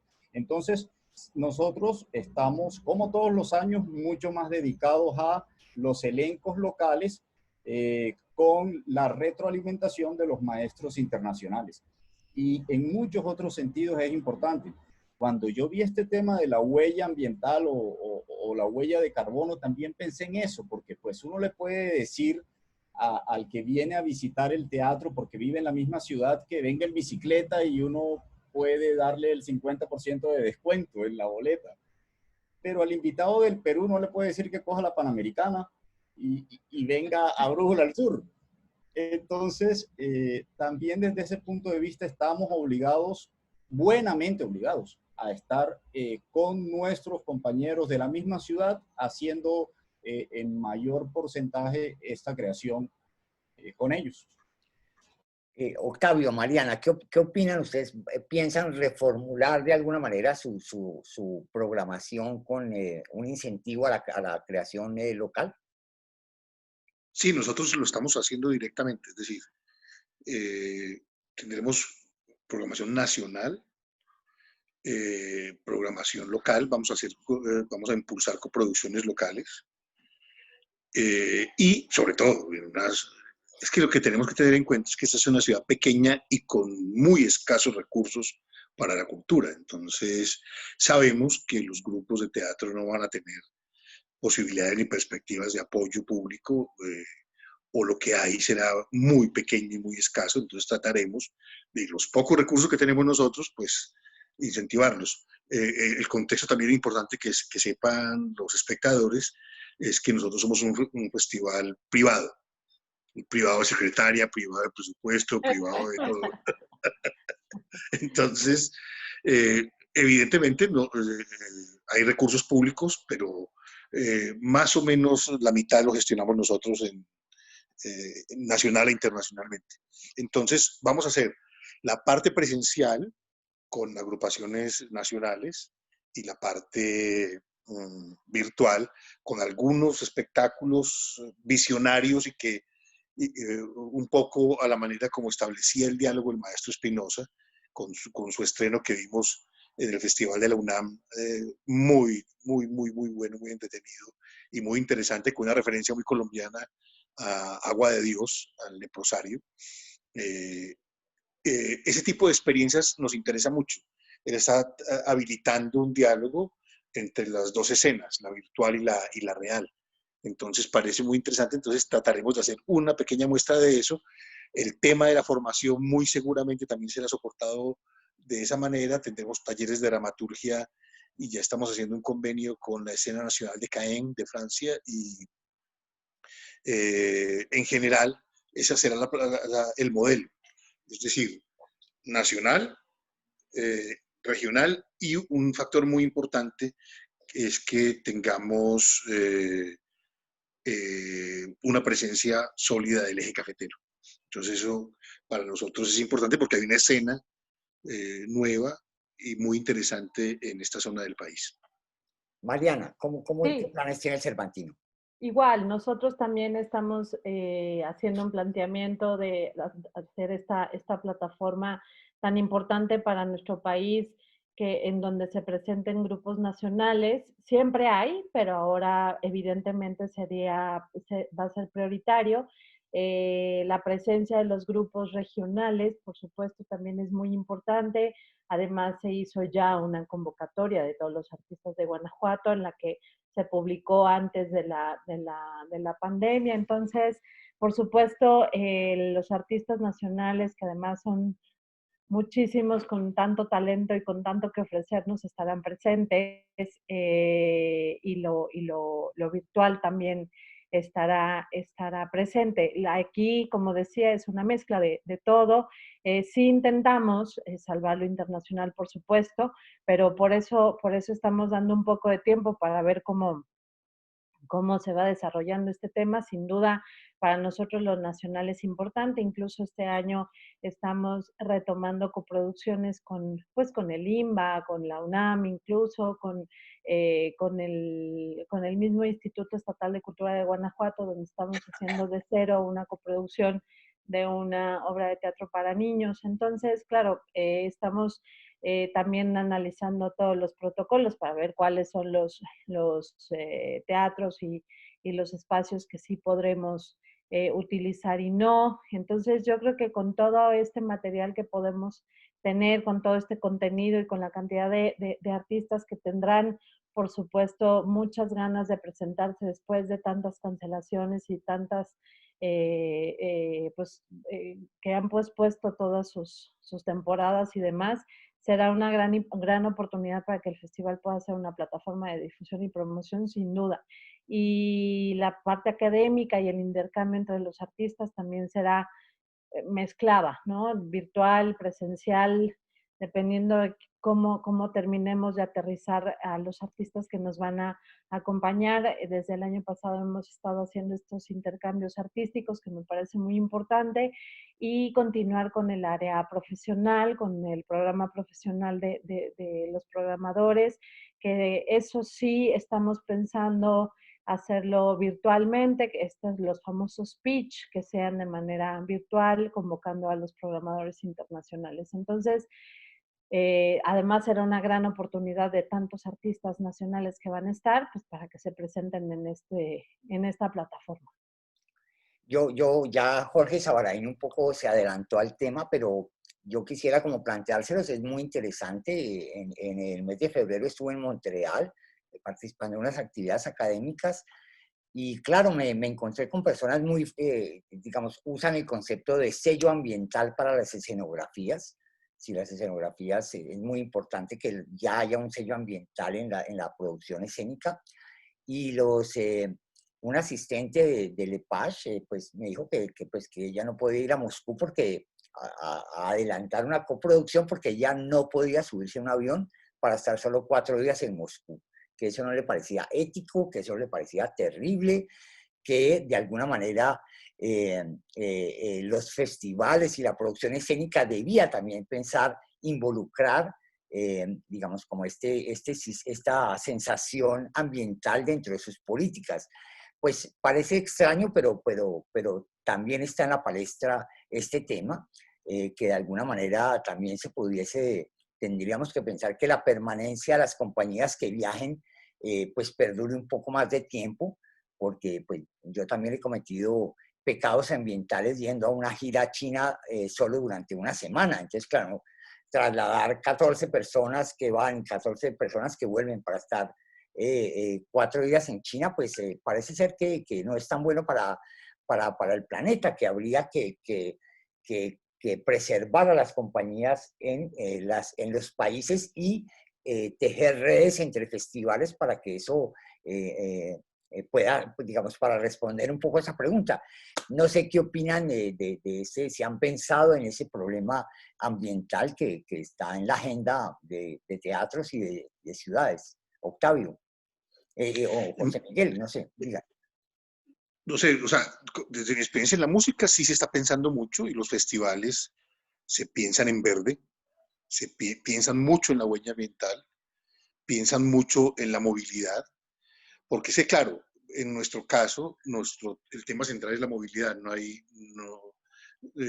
no interferimos tanto como los grandes conciertos, los grandes festivales que mueven decenas de miles de espectadores y que generan realmente contaminaciones auditivas, visuales y todo tipo de intervenciones contra la naturaleza y todo esto.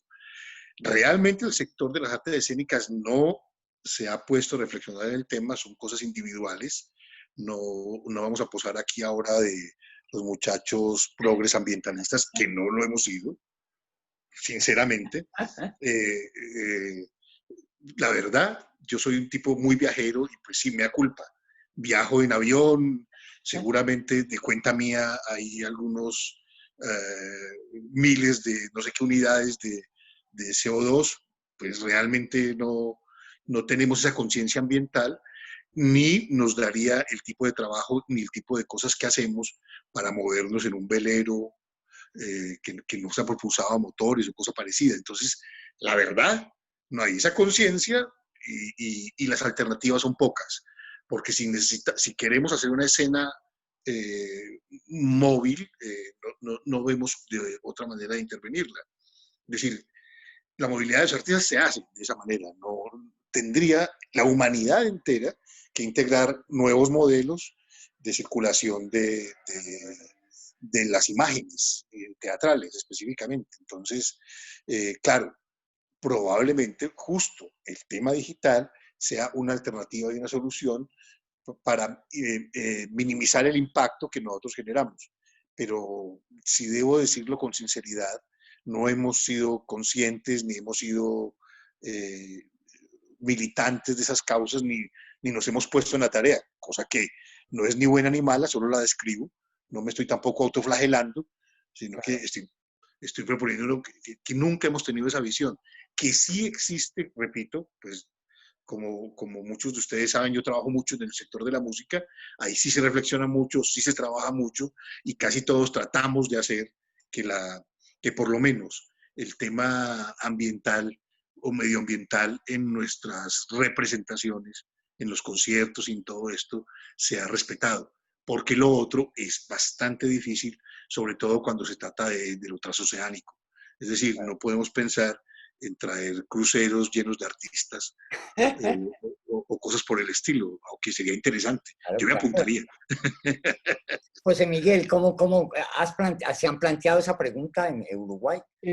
No, la verdad que como Octavio asumo que no ha sido, porque, digamos, la dimensión de nuestra movilidad, tanto de la movilidad de artistas como de la movilidad de público, no tiene un volumen suficiente como para que haya aparecido hasta el momento. Yo personalmente tengo una gran convicción de la protección del medio ambiente, pero no creo que seamos las artes escénicas ni los festivales o digamos, la limitación de nuestras actividades sea un aporte excesivo para el mejoramiento del medio ambiente. Ahora, en cuanto a lo que están hablando, yo creo que para un festival internacional, de repente, podemos pensar, yo como tengo un año y casi un año y medio, un año y meses para pensar cómo podrá ser, si puede ser, la futura edición del festival. Yo creo que un modelo posible es más que mover de un país a otros elencos y producciones o compañías, podemos mover artistas, es decir, lo que puede ser el enriquecimiento de la propuesta puede ser que vengan directores, coreógrafos, escenógrafos, vestuaristas a trabajar con nuestros artistas locales, o eventualmente algún actor o alguna actriz ponerse a las órdenes de directores locales. Es decir, me imagino más un escenario de intercambio entre personas que de grandes movilizaciones de elencos y compañías. Y me parece que ese podría ser, y eventualmente también lo que es muy importante es la invitación de programadores para que vean cuál es el movimiento escénico que cada país produce.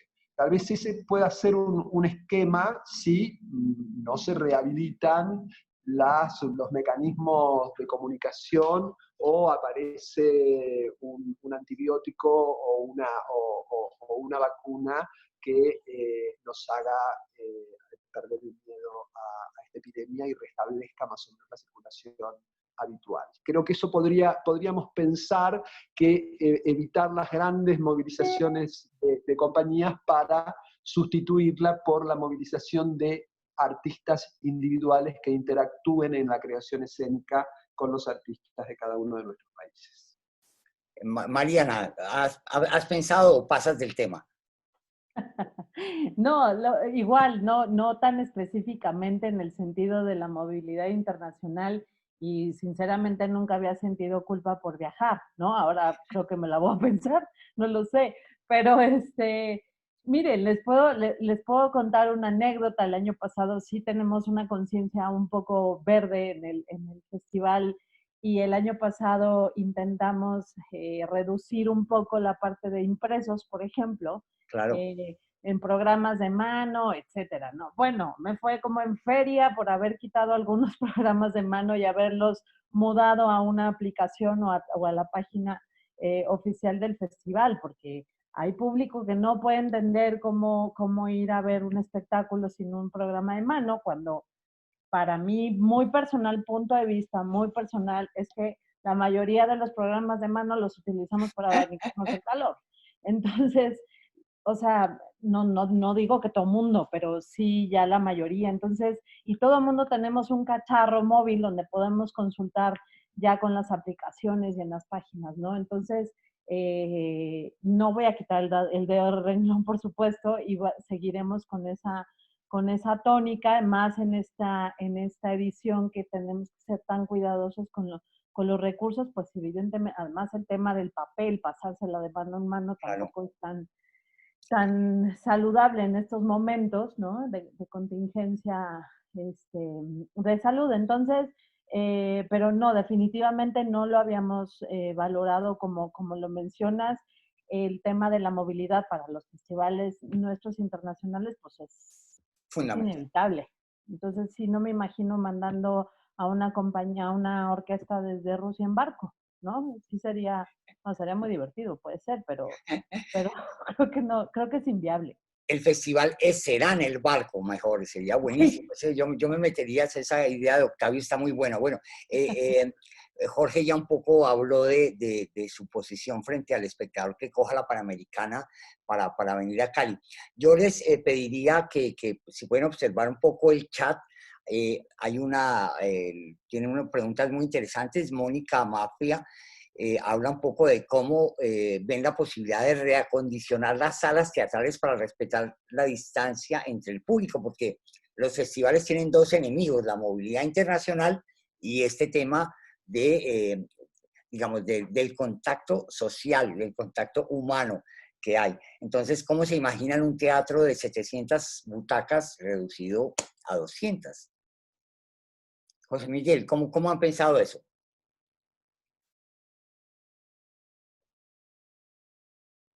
Aló, José Miguel, no me escucho.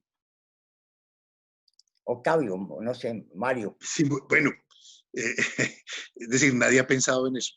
Yo más bien pienso en el uso de los teatros como espacios teatrales insólitos, es decir, porque es que esto no puede durar eternamente.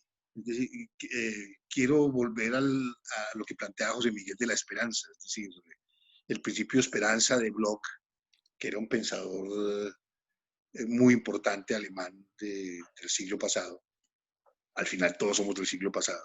El planteamiento de la esperanza es que, bueno, ponle un par de años, pues sobrevivamos a esta cosa y podamos volver al hecho social del asistir al teatro o al cine, que también se nos está olvidando.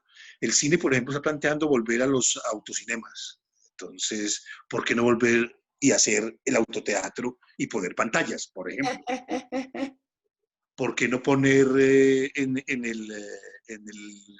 el teatro un uso que muchas veces hemos hecho en muchas propuestas teatrales en que se utilice el escenario y la interacción con el público, no con la cuarta pared, sino en el mismo escenario?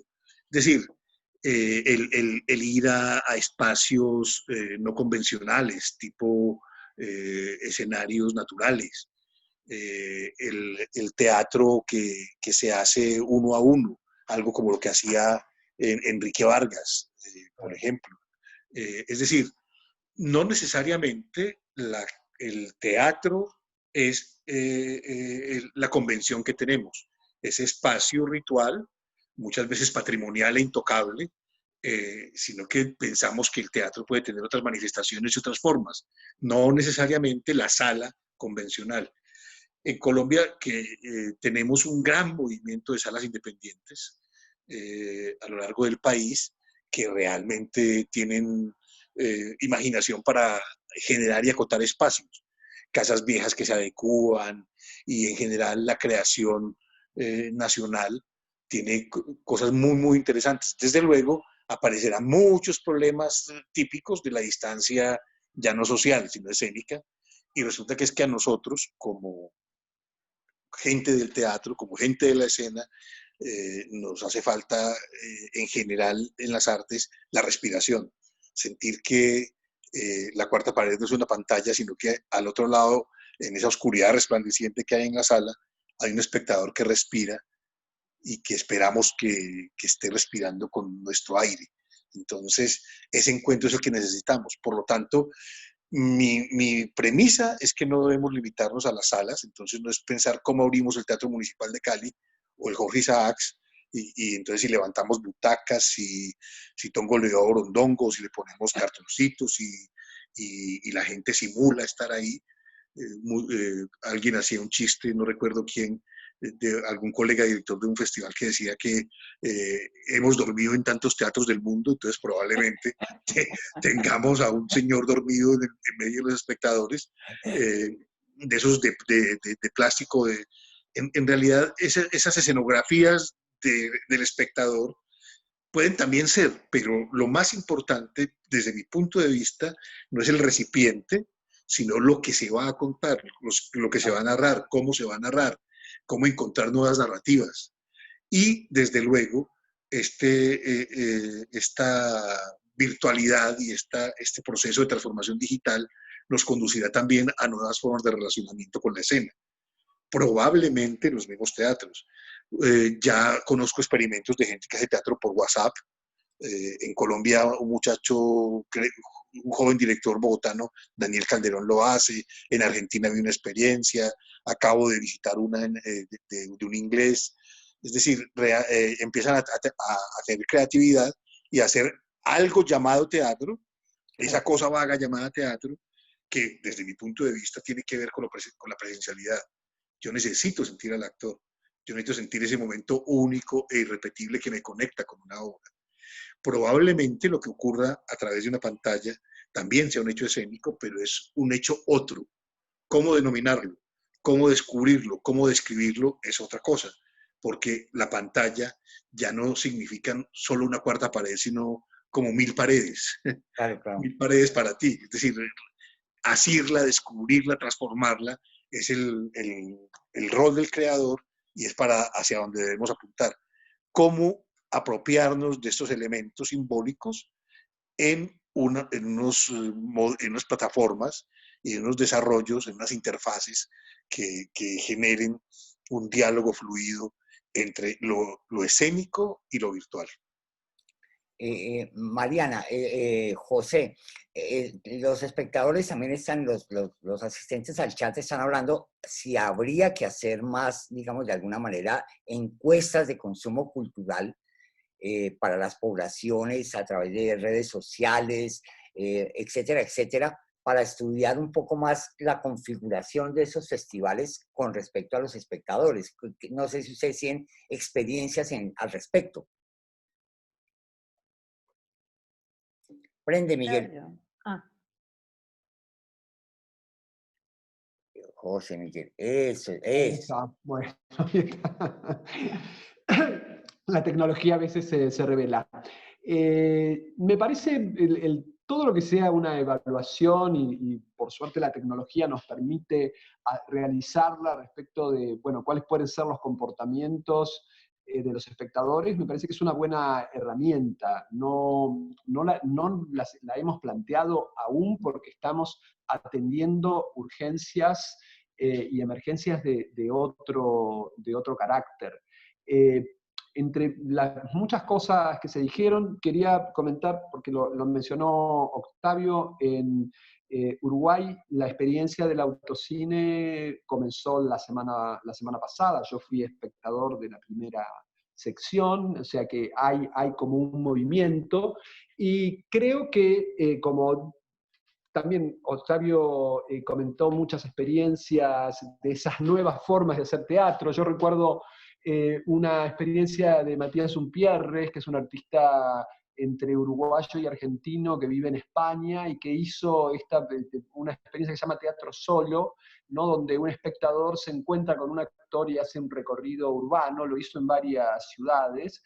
Son formatos interesantes, pero bueno, hay determinados géneros como la danza, fundamentalmente la danza clásica y neoclásica, la ópera, etcétera, que requieren de una sala, ¿no? Requieren de lo que convencionalmente llamamos teatro, y ahí se plantean dos posibilidades, dos problemáticas.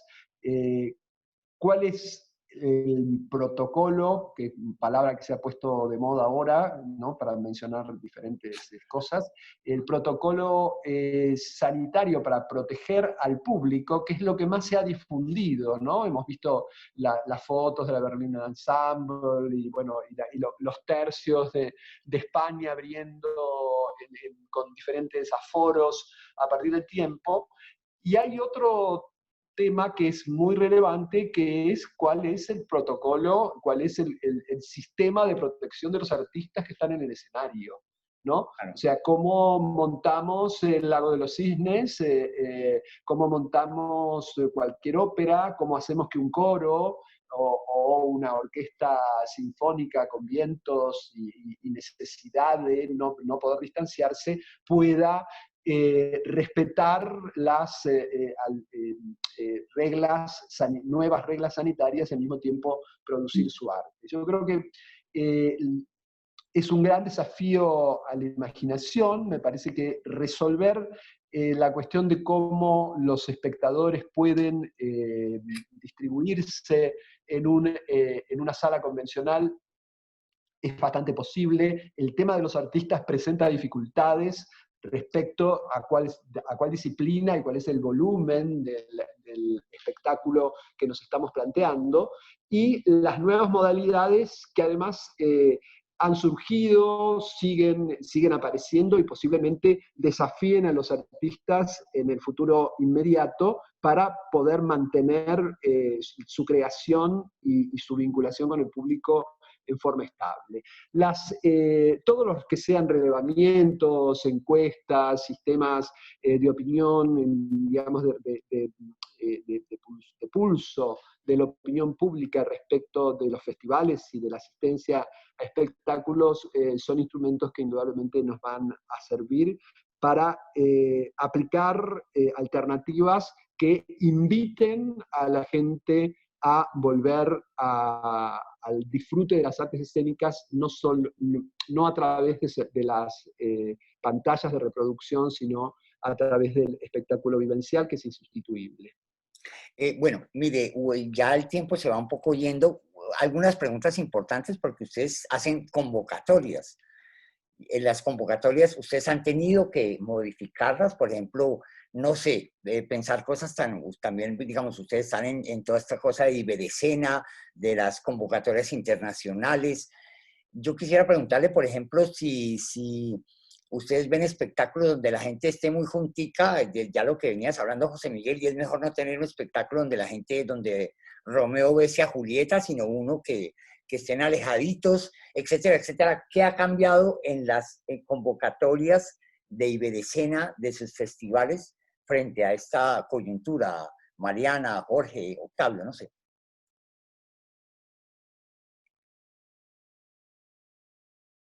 Silencio, pasó el hambre. Jorge.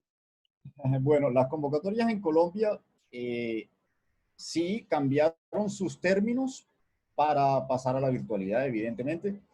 Entonces, los primeros meses, por ejemplo, el programa Salas Concertadas, necesariamente tenemos que mostrarlos con teatro virtual. Pero como este es un tema incierto y poco a poco se van como despejando algunos caminos y se habla de la supuesta, bueno, de la necesaria reactivación de algunos sectores de la economía, entonces los últimos espectáculos planeados a futuro se pusieron o los pusimos de manera mixta en esos proyectos y en esas convocatorias, de modo que se puedan hacer virtuales y o presenciales. De todos modos, y esto también es tocando un poquito el tema que acaban de hablar, las salas en algún momento tienen que retomar su actividad. Bueno, primero porque es su esencia y son recintos justo para que suceda lo que tiene que suceder ahí, que es el hecho teatral. Y el sector teatral colombiano en general, y sobre todo, por supuesto, el sector de las salas, que como lo decía Octavio, tiene gran presencia en el territorio nacional, está pidiendo que se habiliten las salas de teatro con los protocolos de bioseguridad. Pero de todos modos hay otro problema que creo yo que va a subsistir durante un tiempo, y es que las taquillas, no para todos, pero para muchos teatros, son parte de la sustentación económica del proyecto. Y en ese sentido se van a ver muy afectadas porque somos salas generalmente pequeñas de 80 o 100 butacas, y entonces si solo se puede el 30%, no se sustenta a través de la taquilla que 20 o 30 personas ingresen a la sala y vean el espectáculo. Sin embargo, es preferible que suceda algo así a que sigamos prolongándonos en el tema de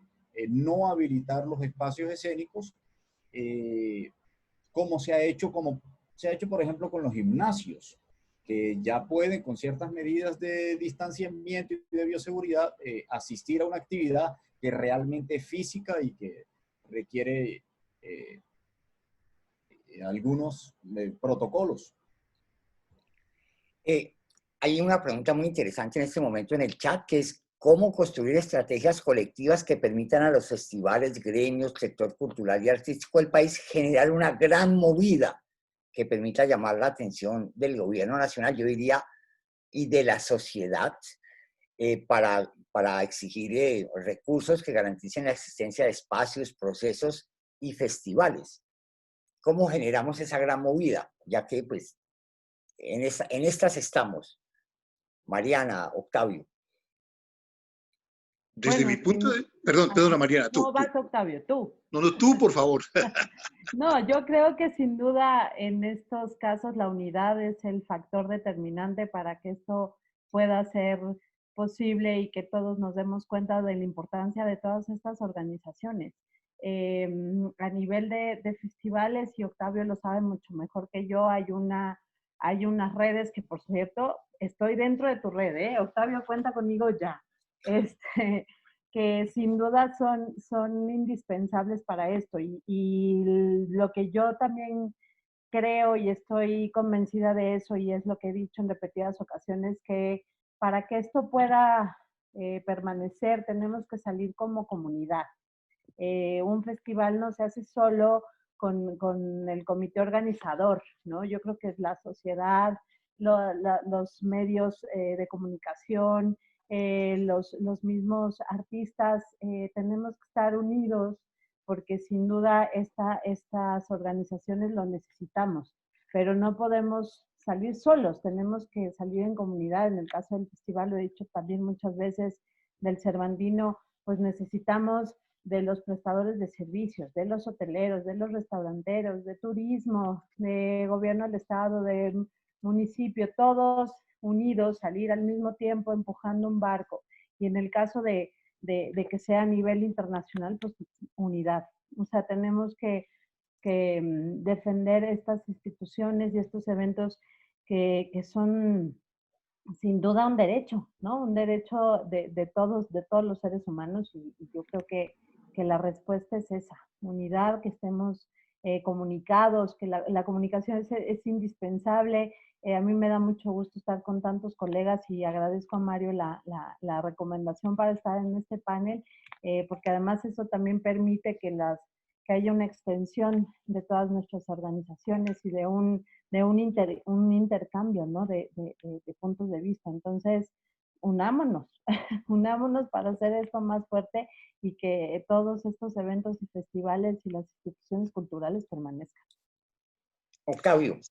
Sí, sin ninguna duda, la asociatividad es clave. Ya se demostró en algunos países donde se actuó propositivamente, pero hubo una asociatividad y una masa crítica importante de gente moviendo opinión e interactuando. Es decir, en Colombia, en particular, no hay una respuesta importante ni muy coherente de parte de las autoridades públicas, y en general se ha atacado un segmento que es el que atacan todos, que es el de la comida. Es decir, hay artistas que tienen carencias, etcétera, que sí existen, pero es que deberían estar cobijados, como todo el mundo, por las normas generales de seguridad alimentaria y de salud pública. Entonces, en mi criterio, no deberíamos permitir que nos pusieran y que tocaran los recursos específicos del sector orientados a la creación, orientados a la producción, a la circulación, desviarlos hacia una cosa que ya el Estado está cubriendo y que tiene la obligación de cubrir, que es el tema alimentario y de la salud. Ahora, la forma en que lidiemos con esto, en esta coyuntura, tendrá implicaciones profundas y duraderas sobre cómo construimos futuro, no solo para nuestro país, yo lo pienso para Latinoamérica. Vamos a manejar esta crisis a través de la cooperación, la confianza, el reparto de las cargas entre todos, o a través de competencia, desconfianza, echarnos culpas. Claro. Yo creo que esta crisis solo puede abordarse con éxito a través de una cultura de la solidaridad. Estoy muy de acuerdo con la visión de Mariana, porque esta crisis pone a prueba nuestra capacidad para combinar empatía y acción. Es hora de encontrar socios, amigos en toda Latinoamérica, aunque las actividades que desarrollemos sean distintas, aunque sean asimétricas, de manera que realmente no debemos dejarnos contagiar por el miedo y por la incertidumbre que sentimos en este momento, mientras el mundo se detiene. Al contrario, nosotros cuando se levanten todas estas prohibiciones y todas estas limitaciones, deberemos liberarnos de esta mirada fija en las pantallas y sacudirnos un poco de esta cotidianidad brutal que nos tiene confinados e ir como un acto liberador a ese teatro. Ese teatro que nos da vida, que nos deja a nosotros un poco de reflejo de nosotros mismos, donde nos sentimos vistos, donde nos sentimos valorados, donde reconocemos que existimos en una comunidad y que sin ninguna duda puede mantener esa esperanza de la que hablaba Germán Bloch, pero como una especie de tiempo recobrado a la manera proustiana. José Miguel, mientras prendes el micrófono de cómo activar esta movida, José Miguel, claro, aquí llamados como el que hace poco hizo Piedad Bonet son muy importantes porque ponen un poco el dedo en la llaga sobre la cultura y las salas de teatro. El Twitter tonto de Antonio Banderas diciendo, bueno, ¿y por qué se habla de abrir los estadios en España y no las salas de teatro? Pienso que esta reactivación necesitamos de la sociedad, pues de nosotros mismos, tener unión, pero también de la sociedad civil, de los escritores, de los pintores, etcétera, etcétera. Mario, ¿qué querías decir? Me parece que es participar en una discusión. Sí, la solidaridad entre nosotros es indispensable, pero la otra cuestión es participar justo en la discusión sobre lo que es el interés público. El interés público es algo que no es definitivo, que no es algo que se permanezca inmóvil, sino que depende de ahora sí de cómo se muevan los distintos sectores de la sociedad. Y entonces se trata de que nuestro sector, la gente que trabaja en a lo que nos dedicamos y nos apasiona tanto, estemos en continua diálogo con los otros sectores. Tenemos que persuadir políticamente a través de las prácticas culturales, a partir en fin, hay muchas herramientas para participar en esto, pero lo que está en discusión es el interés público. Lo que pasa es que estamos en una época, y en ciertos países, yo creo que el nuestro está en este momento así, el lugar que tenemos en la definición del interés público es el último, y yo creo que tenemos que participar todos para persuadir al conjunto de la sociedad, a todos los que deciden esto, porque no es una decisión individual, no solo es solo de los gobiernos tampoco, de que tenemos que ocupar otro espacio. Y eso requiere de mucha solidaridad entre nosotros, pero también mucha claridad para redefinir para la época de la pandemia y la pospandemia el lugar de las artes, y en nuestro caso del teatro, en la vida social. Y que no es un lugar determinado y condenado, sino es algo que se mueve y está en nuestro interés y nuestras posibilidades. Hacer acopio de fuerzas y de acciones y de pensamiento, desde luego, para accionar bien, para que ese lugar cambie. Nada más. Claro.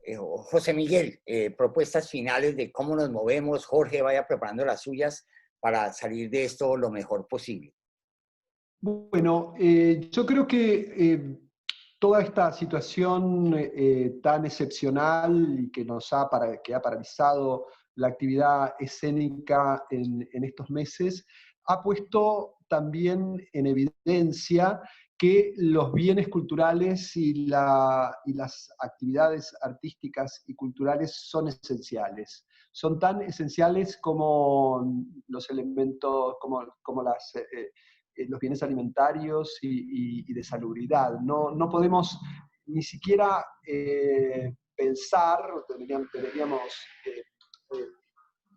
recurrir a un gran esfuerzo de imaginación, lo que hubiera sido esta paralización absoluta de actividades si no hubiéramos tenido a nuestra disposición esta innumerable cantidad de bienes culturales circulando en las redes y pudiendo hacernos pasar estos prolongados tiempos de confinamiento disfrutando de música, registros audiovisuales, etc. O sea, me parece que la gran